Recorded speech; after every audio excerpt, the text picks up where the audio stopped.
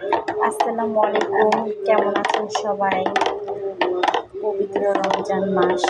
আমাদের পবিত্র রমজান মাসে দেখতে দেখতে রহমতের 10 দিন চলেই গেল। বাকি আছে আর 20 দিন।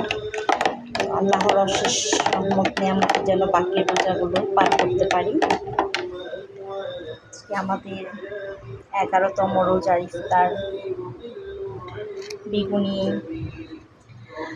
এগুলো আমার সব বাসায় তৈরি করা, কারণ আমরা বাইরের ভাজা পোড়া খাবার একদমই খাই না। বিশেষ করে রোজার ইফতার যে ভাজা পোড়াগুলো, এগুলো আমরা বাসায় তৈরি করি। পেঁয়াজু তো আজকে বেশি ইফতার আইটেম করি নাই, কারণ সবসময় এত ভাজা পোড়া আইটেম ভালো লাগে না। আছে আমাদের আনারস, পেয়ারা, দেশি পেয়ারা, এটা আছে পাঁপড়, এটাও ঘরে বানানো। আর একটু মিষ্টি মুক্ত করতেই হয়, সেজন্য আছে জিলিপি, শসা। এই হচ্ছে আমাদের 11তম রোজার ইফতার। আমি আসলে ভয়েস দেই না, কারণ আমার ভয়েসটা তেমন একটা ভালো না।